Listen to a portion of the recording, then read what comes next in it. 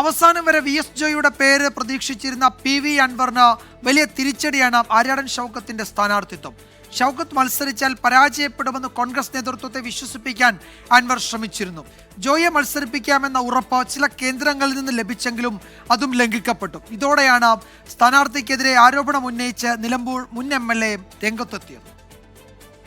ചെകുത്താനെന്നുണ്ടെങ്കിൽ ഈ എന്താ പറയുക, നല്ല ചെകുത്താനാണ്. ചെകുത്തന്മാരുടെ കൂട്ടത്തിൽ ഞങ്ങൾ ഇസ്ലാമിക വിശ്വാസ പ്രകാരം നല്ല ചെകുത്താനുണ്ട്, ജിന്നുകൾ എന്ന് പറയുന്നത്. നിങ്ങൾക്ക് ചെകുത്താന്ന് പറഞ്ഞാലേ മനസ്സിലാവും. അപ്പം അതിൽ നല്ല ജിന്നുകളുണ്ട്.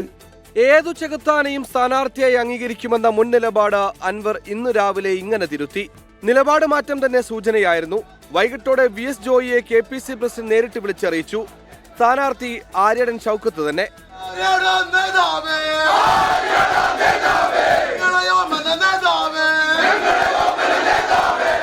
ഈ സമയം രാഷ്ട്രീയ ചർച്ചകൾ കഴിഞ്ഞെത്തിയ PV അൻവർ പൊട്ടിത്തെറിച്ചു. പിണറായി സത്തെ എങ്ങനെ തോൽപ്പിക്കാൻ കഴിയുക ഷൗക്കത്തിന്? വലതുപക്ഷത്തെ ഒരു ഇടതുപക്ഷവാദിയാണ് അദ്ദേഹം. അങ്ങനെ നിൽക്കുന്ന ഒരാൾ ഈ പിണറായി സത്തിനെതിരെ എങ്ങനെ സംസാരിക്കുക? ഈ തെരഞ്ഞെടുപ്പ് ഗോതയിൽ ഒരു വാക്ക് നിങ്ങൾക്ക് കേൾക്കാൻ കഴിയില്ല.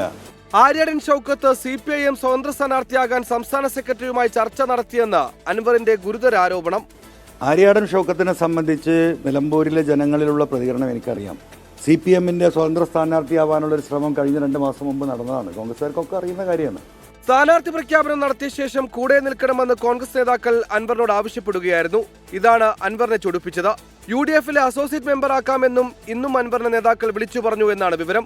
എന്നാൽ മുന്നണിയിൽ എടുക്കട്ടെ എന്ന നിലപാടിൽ അൻവർ ഉറച്ചു നിൽക്കുകയാണ്.